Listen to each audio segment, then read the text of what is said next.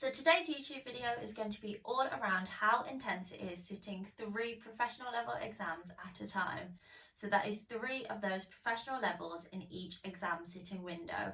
So for me, I did my first 12 exams in 1 year, and what that meant is that it was very intense, but it also meant that I sat 3 during the March sitting and then 3 during that following September sitting. So there are many different ways that you can sit the ACA exams.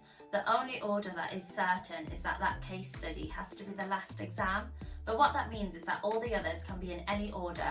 You can sit 1 professional level exam at a time, up to then say 3. I think that might be the cap. I don't think I've heard of anyone doing more than 3. So yeah, essentially I did that very intense 3 at a time, and I'm going to share with you exactly how intense it actually is.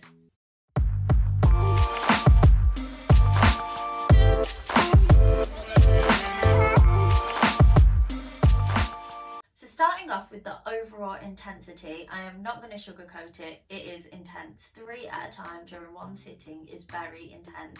But I do think the intensity depends on a certain number of factors, and that will differ for everyone. So starting off then with your educational background, I think this plays a part because, for example, if you have no prior accounting experience, you may find it harder than somebody who has done accounting already. And what that means is that you may struggle a bit more because it is that bit more intense for you as you're learning from scratch and you don't have that prior knowledge. I guess in most cases though, if you do have that prior knowledge, then you would perhaps already have those exemptions. But if you choose not to sit them, or you're not allowed to take them due to your employer's rules on certain exams, then I guess that would impact the intensity for you. So the second thing is workload, and I'll touch on this a bit later on in the video. But what really makes a difference is whether you're working and studying or if you're solely studying. So if you watch my last YouTube video, which you can check out here, you'll see that I did share some tips on how to kind of manage that workload, and this would impact the intensity for you. So the next factor is then other commitments, and what I mean by that is if you have other things going on, certain clubs or things that you're a part of and have to go to, which means that you can't study on perhaps some evenings or weekends, that's where it does also get that bit more hard for you. And finally, there's work experience. So I work in audit, and there is a professional level exam, audit and assurance. And this also then feeds into an advanced level exam as well. And to be honest, at the time of my audit and assurance exam, I hadn't really done much audit work because I sat my exams so early on. But that also then does play a factor. For example, if you have had all of that work experience, it can then help you in these exams. The same also applies, for example, if you work in tax and then are having to sit those tax examinations too. So as I've done in the full blog behind this video, I will also actually share the timeline of from when I first started learning content to then when I actually sat those exams. So any weekdays that haven't been accounted for during this timeline will be days then that I was doing audit work. So one thing to mention before showing you this timeline is that my college dates were arranged by Kaplan, who I studied with, and I would definitely recommend, and also then between Kaplan and my employer. So I didn't actually get a say about how many exams I would be sitting during what window and when, so that was already predetermined for me. Something else to mention is that as a new joiner, I predominantly had public sector clients, and that's why you'll see that some of my first windows of studying was during that core busy season, so January to March. So then briefly touching as well on the order of exams, which is something that I will also share in another video, so make sure you do subscribe and check that out when it comes. But touching on the order of the exams then, for the ACA professional level, it honestly doesn't really matter too much. The content, it doesn't really overlap between exams besides for say tax compliance and business planning taxation. So in this instance, I would recommend sitting tax compliance first ahead of BPT. And of course, there are those other variations of business planning exams, such as business planning banking or business planning insurance. And those are ones I can't really comment on because I didn't sit those. So yeah, just diving into that timeline then, I first started my technical knowledge around January the 7th in 2019, so a little while ago now.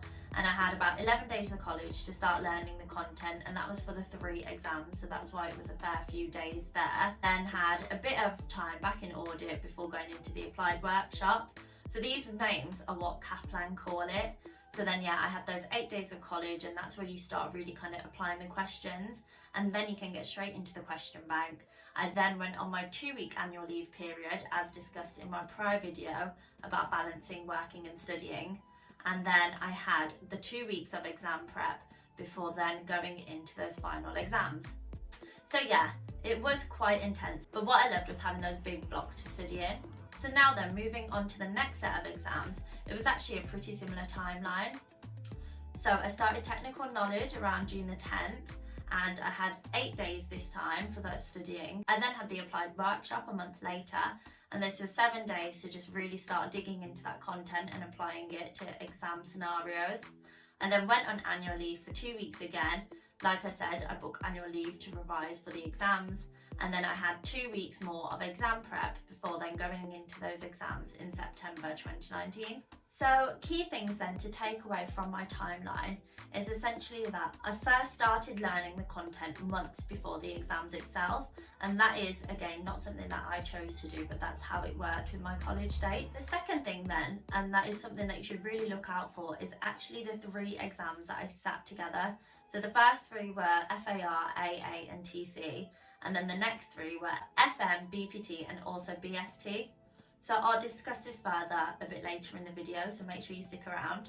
So then the next thing I've also touched on, and I keep touching on about, is those 2 weeks of annual leave before each sitting. And again, that's not something that you need to do. 2019 literally means that I spent about 20 days of my annual leave on revision, but to be honest, I don't regret it. I think that's what I needed to do to help me have that work-life balance and also to help pass first time. So yeah, not something you need to do, but something I would recommend looking into. And then finally, again, like I said, I didn't really get much audit experience in that first set of the exams, but there was a lot more audit work involved and a bit more juggling of working and studying in that second set. So what do I actually think about studying for 3 exams at once? Well, I won't lie, it is very content heavy, especially from that certificate level to the professional level. It is such a huge step up, and it is something that you do need to be really mentally prepared for.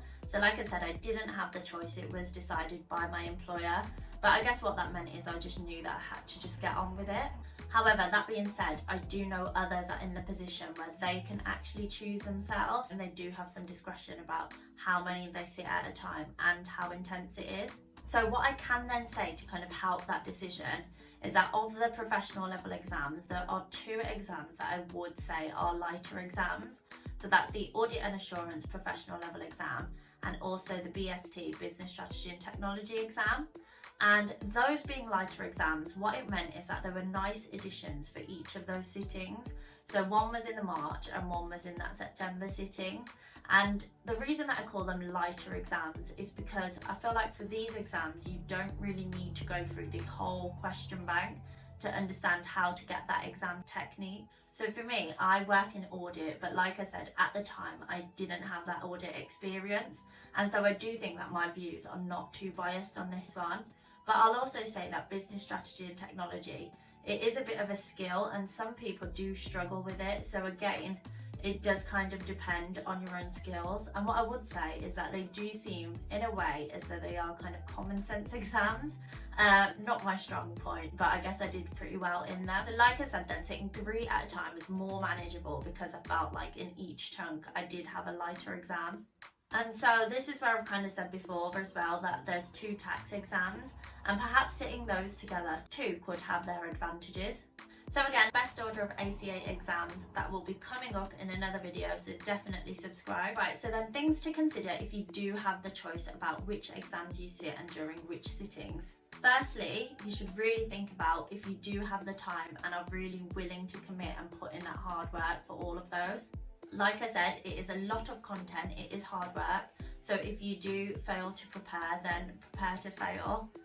I know I'm smiling, it's just because I love that phrase, but I feel really cheesy saying it. But yeah, nothing to smile about. And then tying back to those factors then that I said at the start of the video, let's try and tie it all in now. So in terms of your workload, if you do have a lot on, if you have a lot on in your evenings, a lot on in the weekends, then perhaps it isn't best for you to do so many at once. Also then, although I kind of mentioned your educational background and your work experience, for me, I didn't have any prior accounting experience, and I also worked in audit but didn't really get that benefit at the time. So to be honest, I was fine in the end, so I think don't kind of worry about that too much. It's honestly just all about how much work you're really willing to put in and whether you're determined to do what it takes to pass. And then another big thing to touch on actually is how good you are at shaking off a bad exam. So the reason I say this is because if you're sitting 3 at a time, you'll have either them on each day, or you could say have 2 on the same day, 1 the following day. You just don't really know how it'll be. It depends on which exams you sit. If you have a really bad first exam, and usually they do always feel like they go a lot worse than they actually do, if you're really dwelling on that and having issues shaking that off, it could impact your performance on the next exam and the following one. So that is just something to kind of bear in mind if you are someone who can just keep going even if it is difficult. And if you do need help with that, then check out this video and this should definitely help. So unfortunately, if you do not have the choice, then good luck. It will be a huge amount of work required in a fairly short space of time.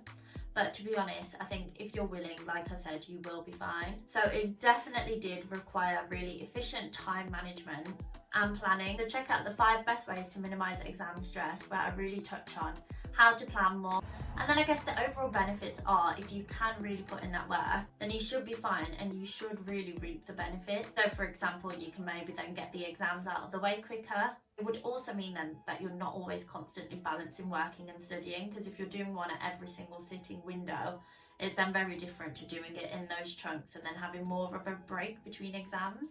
So in terms of working and studying and booking off annual leave and how much annual leave you think you would need, that was also covered in last week's video, so do check that out because it could help you if that's something that you're interested in. So thank you for watching. I hope this video did help and shed some light on how intense it actually is.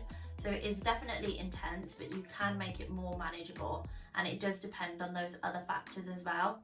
So again, thank you for watching, and if you did find it helpful, then feel free to give me a like.